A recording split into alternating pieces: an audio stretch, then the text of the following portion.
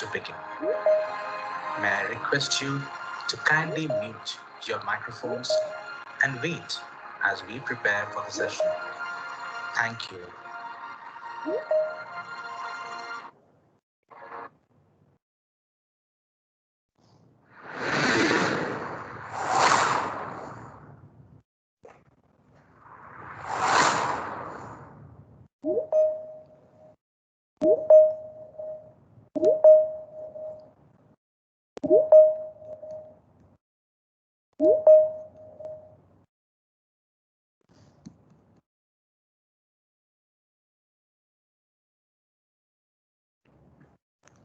All right, good afternoon, everyone. I hope you had a good lunch break. And now you're all joining here for the post-lunch session. So, while these kind of interactions we do in the workshop and different other type of training programs, that also somehow builds the bonding with many of the participants, and together we make, a new community or new group. So as a result of this type of organic interactions, we have evolved into a community known as OMICS Bootcamp. And that OMICS Bootcamp is a very interactive group, which is we have now almost 550 or 600 members. It is using a Telegram group, everybody is connected. And every month there is some webinar happens which promotes the student activities from the OMICS Bootcamp, as well as whatever is the recent advancement in the field of proteomics and other omics technologies that are happening. Those are being, communicated in the form of newsletters and the blogs. So let me invite Mr. Amartya Nandi from Punjab University.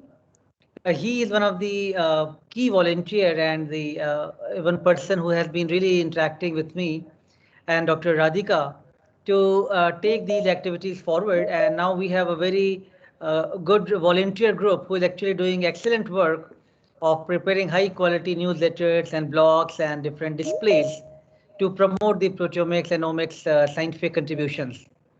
So the next 30 minutes, we are going to have this session by this group, which is going to give you some tips of how to make your lot of information into more presentable form, and good displays and graphics can be made. So let me now invite Mr. Amartya Nandi, and he can take over the session.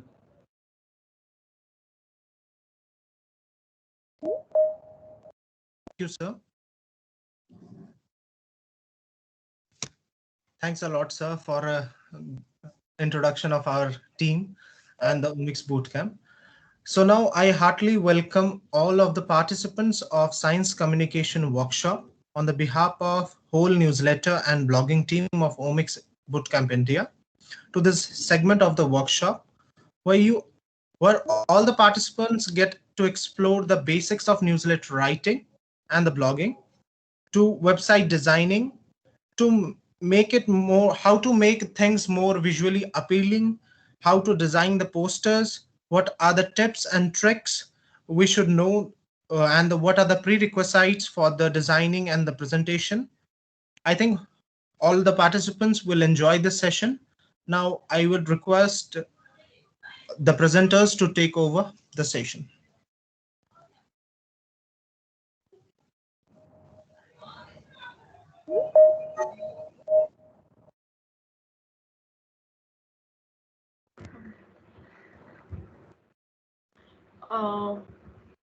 Radhika ma'am, hello. Yes, Madhura. Yeah, I have not been made a presenter yet. Let me check. I think Madhura Kamath. Yes.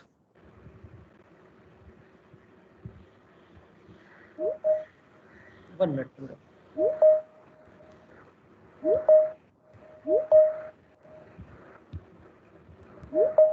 Okay, ma'am, I'll present now. Okay.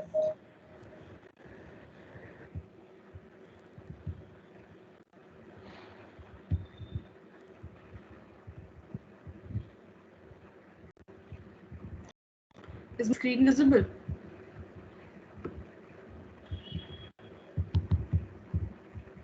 Not yet, Madhur. Not yet. Yeah, now we Yes. can see it. Yes.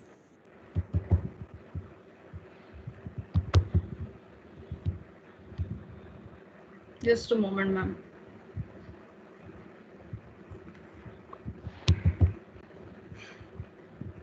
So this presentation will be a team presentation.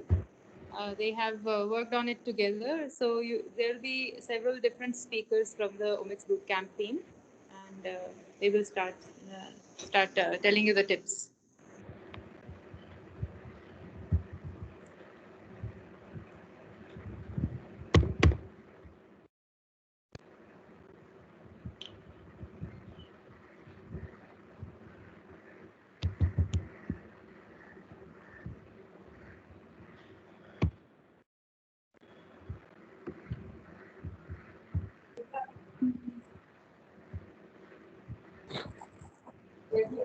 Is it visible, ma'am? Hello. Please go ahead. Looks good. Yes.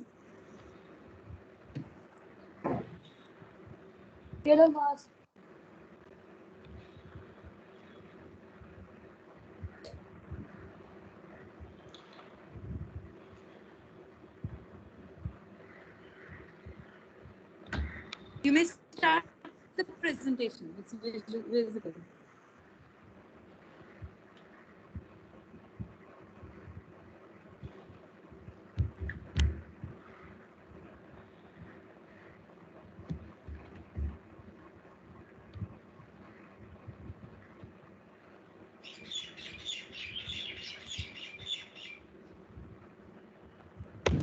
All right, Rachna, Sada, y'all can begin.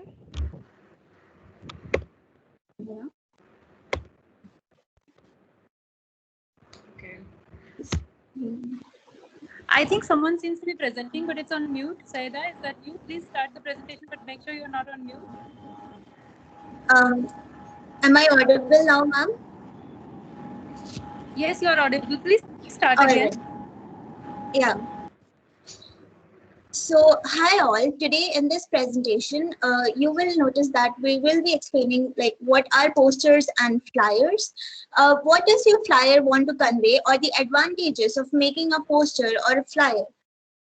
As these are really essential, we are going to highlight the points, and then how to create posters or flyers, and how to take care about of your target audience, and a few basic tips on poster design and the mistakes you should avoid while making any poster or a flyer. Next slide, please. So here is an example of a poster or a flyer. As you can see, the color and everything, the font and everything, it is very appealing, and everything falls in place in this poster. So in the further slides, you will learn how to make such posters. Next slide, please. So what does your flyer want to convey, or the advantages or making a poster or flyers? Posters or flyers can be displayed almost anywhere. So we need to keep that in mind and accordingly make our poster. Places where you have captive audience are the best, like school classrooms, examination and waiting rooms, buses or other public transit. Any place where people are there and can use the information that is there on our poster. Flyers and posters are also cheap to make. So how to take care of our target audience? This is very essential, because if you know how the mind, how the strategy is working, the target audience, what are they? If you know them, you can focus on them and make your posters accordingly. Some pre-testing is required to make the content on point, and then this will help you to decide how the message is conveyed through the poster or flyer to the audience. Use the text based on the audience it should be shared. Next slide, please. Yeah, so now let's see how can you create a poster or a flyer. So we have like few points that to discuss over here. Decide on your communication objective, which includes ask, examine, and use. So what can you ask? Like what event or benefit are we promoting that to make a poster? And then examine. So what will you examine? Like what benefits the communication objective holds for your target audience? This includes the examination part. And the use. So use these answers to come up with the benefit statements, the reasons why your audience should want to do whatever it is you're trying to get them to do. So make sure that your benefit statements are accurate too. Otherwise, you will be in a risk undercutting your message with false or misleading information. So you should be very precise with what you're putting on your poster or a flyer, and then develop your concept. This is actually an important aspect while designing a poster. Then consider what pictures or other graphics you might want to use, because this might attract the audience to look at your poster. At least they'll give a glance on it when you have such graphics on your poster. Write your headline, and if using any text, okay, headline is one such sort of a thing where it'll just give a gist of your complete design. So lay out your final poster, and then you can share it with your connections wherever it's possible. Next. Yeah, so here in OMICS team, we usually use Canva. Canva is a graphic designing tool website where you have so many free templates available to design posters, to design presentations, to design flyers. So I hope in the pre-recording session, you might have gone what Canva is and the following steps, how we used Canva to design the poster. Next slide. Yeah, so a few basic tips on poster or flyer design. This might, it can be different for different people, but what I feel, I have just gathered them so that you will have an idea, like the tips that you can use while designing a poster. So try not to have too many different elements for the viewer's attention, because if you have so many elements aligned on your poster, then it might be very clumsy, or it can look chaotic when your audience is just looking at it. So just make sure that you have a novel, good image to catch your audience's eye. Okay. So your flyer or poster should be easy to read from a distance. Like you should have size in your poster where your audience can actually see it. Okay. So just maintain the size thing. And then some contrasting colors might help best with that. Contrasting colors here means that you can have like red goes good with white, as you have seen an example where Sayada was explaining. And then you might have black or white. You can also have soft colors that might not seem very strange while you're looking at a poster, but you can actually understand what it tries to say. Next. Yeah, the main important part is you have to actually avoid the mistakes while making it. So the visual clutter, that means you can't just gather all the information at a place where people can't understand. It's just that you have to make sure that you have limited content with good graphics. Graphics shouldn't be more, it may attract audience, but you should have like limited graphics related to the content that you are sharing. So unclear or easily misunderstood wordings or images, you should avoid this. And typos or spelling errors, you should be sure before sharing that if there is any typo or spelling errors, this is a human error, so you can just change it by rechecking it twice or thrice. Then the art that is not giving proper visualization of the content should be like avoided, because if you're making a poster related to Earth Day and you're putting an image of an ocean in that particular poster, then that is not making sense, right? So we have to make sure that what kind of clip arts that you're actually using in that. Yeah, thank you from my side. Over to Vishakha. All right, thank you so much. All right, so talking about newsletters. So to give you a brief idea of what a newsletter essentially is a newsletter essentially is basically a report that's going to give you an update on any recent news and advances, or basically a report on any particular topic. All right, now often people get confused between what a magazine is and what a newsletter is. So a magazine essentially is about say 60-70 pages long. It's a long booklet, and it's supposed to be for a generalized audience. The topics that are discussed will be for a generalized audience. But if you're talking about a newsletter, so a newsletter is much more targeted. Like in our case, we have the OMICS bootcamp newsletter. Hello, am I not audible? You are. Yeah, Go you're ahead. audible. All right. So yeah, so we have the OMICS Bootcamp newsletter. So it is OMICS related. All of the articles that you will see, the Sty art that you will see, the recent user updates, these are all OMICS related. So the first part that you can talk about when you're making a newsletter is that you will talk about deciding a theme. Like if you want to make a newsletter for your college level and say you are interested in genomics, or you're talking about genetics in general, then you can make a newsletter related to that. You can make a newsletter related to flowers if you want. So it's all about deciding that particular theme and then sticking to it. The next part, so when you're talking about prerequisites of a particular newsletter, the first part is that you need to keep the content ready. And this becomes very important because when you're making anything like a newsletter or a magazine, there are two parts to it. The first is the content, and the second is the design section. The content needs to be ready beforehand before you actually go ahead with the designing part, because you need to have an overview of what your content looks like, and accordingly you can make the pages, you can make whatever design elements you want to add. And one prerequisite about that, as Rachna has already said, is that you need to know your audience. Your audience can be, it cannot be, so if you're making, say, a newsletter for school children, you cannot use technical jargon in it. If you're making it for PhDs and postdocs and professional people, you cannot add like cartoons and, you know, very funny stuff in that. So it needs to be audience specific. So you need to know your target audience before you actually begin making a newsletter. Next point. Yeah.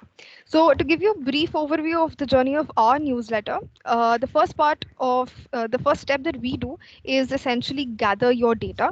So what we do essentially is we can make posters or flyers like the one that was already shown, where we will ask people to give their content. We will ask people to to write their articles, to make their sci art. We will collect that content. The next step is editing. Now, irrespective of whether you're making a magazine, if you're making a newsletter, you're making anything, one thing that you need to know is the content that you get will never be publishing ready. So you will need to do a lot of editing. So that will be related to the kind of text is there. You will have to rephrase a lot of stuff. You'll have to even send back a lot of stuff. So all of that needs to be there. And editing is a very important part before you begin publishing anything. And finally, the next step is designing. So once you have the content ready, edited, and all of that, then you move on to designing. And after that, after designing, you go to approval, whether or not it's approved or not. Now, some tips I have for you in terms of making a newsletter is that when you're not just a newsletter, if you're making a poster, if you're making a magazine, if you're making a presentation, anything, when you are making something, make sure that you get opinions from other people. All right, this is very important because when you are already in contact with making something, you will miss out on mistakes, on detecting those mistakes. So you will need a fresh set of eyes to detect the said mistakes. And another important point is that there is a message that you want to convey with whatever it is that you're making: magazine, newsletter, flyer, poster, presentation, anything. There is a message that you want to convey. Whether or not that message is conveyed, you will come to know only if you get another person to take a look at it. All right. So that is very important. So you need to know what goes on in the audience's mind the first time they take a look at your newsletter. So that's one. And the second part is not at all newsletter related, but it will help you if you are undertaking any job, any organization, if you're part of anything you're doing, any designing part you're doing. Always keep the person that you will get approval from in the loop. So we usually keep Radhika ma'am in the loop. If you have, because you need to know what it is that you're making and whether it's approved or not, or else you'll just end up wasting a lot of time making something that will not ever get published. And the last part that I want to cover is Canva specific. So we use Canva for making our newsletters. It's not necessary that you use it as well, but Canva is free, it's user friendly, and it gives you unlimited downloads. So that's like the best. So you can use Canva, and you can use Canva to making resumes and presentations as well. Now, in terms of resumes specifically, the most often platform that we often use is Word, and you cannot include a lot of design elements when it comes to Word. It may be user friendly, but it's not very designing friendly. So you can use Canva for that. Now, as you will see, I have included Madhura next. So this is the screenshot of our newsletter. One more, Madhura. Yeah, so I have included, as you can see on your screen, I've included a template. So this is one template, one of the many templates available on Canva that you can use. So an important point when you're making a resume on Canva or any other platform is essentially that the people who are hiring, the people you're applying to, they are very busy. They need to get who you are at a glance, and Canva helps you do that very effectively and very easily. These are all available. You just have to add in your information. So yeah, if you people need any demo from our side on how you can use newsletter or on how you can use Canva to make any particular thing, or if you have a specific question, do ask. All right, that's from my side. Thank you.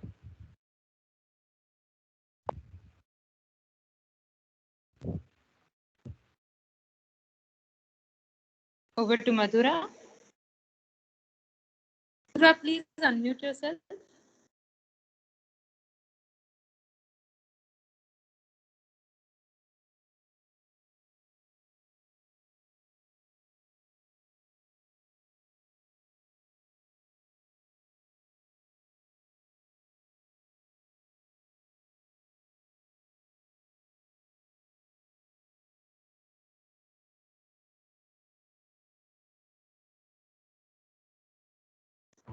Oh, sorry, ma'am, was I not audible? I'll reshare again the screen. Yeah, please. I think you were muted. Yeah, you just needed to unmute yourself. Please go Yeah. ahead. Yeah, so while you're sharing your screen, I'll just share. So this team basically has been working for past year, 6-8 months, and has they've been working on these various things, including the newsletter, and this blog also that they have put up. The OMICS, Madhura has been very actively involved in that as well, so she's going to tell you about that next. Go ahead. Yeah. So, hello everyone. I'll be telling you about, a lot about blogs here. So, yeah. So, what is a blog? So, blog is usually a regularly updated web page, which is usually maintained by an individual or a small group of individual, and the content which is presented there is usually written in a very informal or conversational style. So, why are blogs important in terms of science communication? So, in terms of science communication, it is very important to put forth scientific news and updates to the general public in a very easy format so that they can understand those concepts, and you can tackle misinformation and fake news. Yeah, so this is the way blogs help us in, and there are many blogging sites which are available freely, such as WordPress, Wix, Blogger, Medium, etc. And there are many blogs available. You can surf them and check out of many blogs from various scientific organizations such as Scientific American, Nature, It's Okay to Be Smart, Nautilus, etc. I'll be talking a little about what are the criteria which need to be kept into mind before starting. So first and foremost, you need to consider the cost and monetization which could go into making a blog. So usually while starting, an individual will consider blogging as a free activity, but then later on when his or her blog starts to gain more traction, individuals tend to try to monetize their blog. So you need to see on the blogging site what sort of monetization plans are available, and also what sort of cost you're incurring while doing all this blogging activity. That needs to be kept into mind. Second of all, whenever you're choosing a particular blogging site to start your blog, the site should have a very good user friendly interface, and also the software should be very user friendly so that if you're a beginner you can know where to start. All right. Also, one important factor is that you need to know from the site whether they will provide you a ready-made format for blogging, or do you have to start everything from scratch. So that comes in the maintenance part, or whether they'll be keeping up the look of that blog, or you have to maintain everything or do everything from scratch. All right. And what sort of themes or any plugins or what sort of features are also available, you need to keep this in mind as well. And that's the fourth point. All right.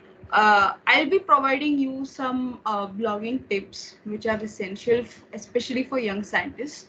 So this has been said a lot in this presentation as well, uh, that you need to know your audience. That is the first and most important thing, that you need to know your audience. And especially for young scientists, uh, the audience will be your juniors, your mentors, your professors, your supervisors, or even your potential employers. So you need to keep that in mind and start a blog. All right. You establish an audience after posting regularly and also sensibly. Most importantly, you should not post any controversial topic which could hurt your audience, and that could diminish it as well. uh, Third most important thing is that whenever you're putting anything out there on your blog, you need to provide a solid concrete evidence, and for that referencing is very important. Also, you need to know that in case if you're not able to get any ideas at any point of time, you get writer's block or something like that, you can talk to your colleagues, you can talk to your friends, you can talk to your mentor to get any insight on how to post anything more or any unique or something like that. Also, if you're not able to manage a blog individually, or you don't know how to do it basically, so then you can join a group which has ventured into blogging, and learn it on the work, or else you can do you can go onto YouTube and go for any YouTube tutorials as well. So honestly, for me, it was the first option that I joined OMICS Bootcamp and learned blogging a lot here. So thank you, ma'am.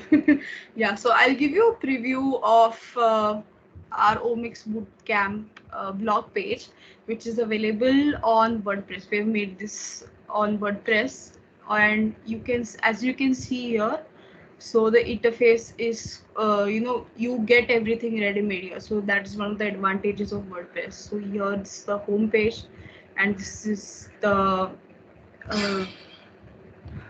various sections or pages you can see, and also the welcoming page, our message that we are empowering scientists and building the future. Yeah, so thank you, and if you all have any questions, you can ask.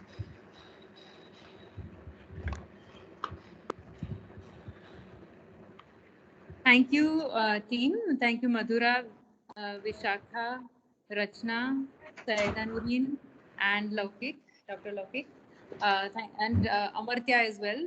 So these are basically a few of the larger OMICS Bootcamp volunteer team, and they have been they have shown something that we have learned in the last several months, that there's more fun in working as a team.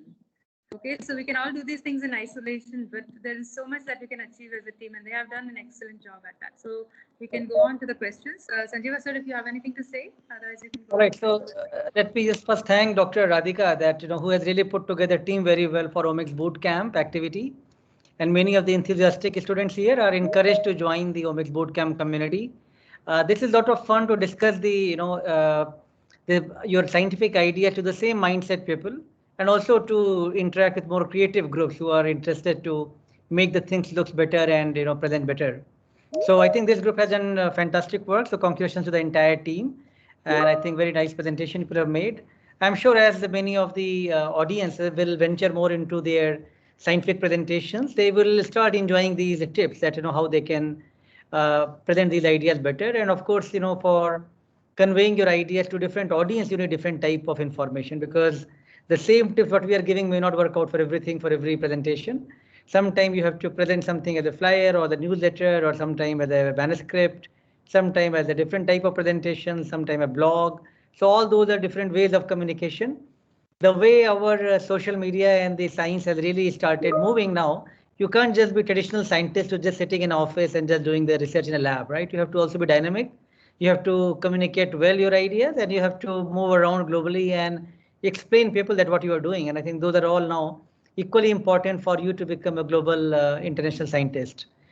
So that's great. If any question from the audience, we can ask the team to answer those queries, or you can read in the chat box if there are some comments, questions they have.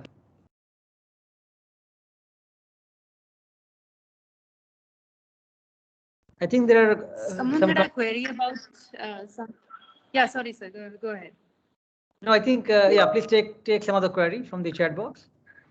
Yeah, there's one question about whether we can use any picture from the internet on Canva and then use it, fade it out into the background.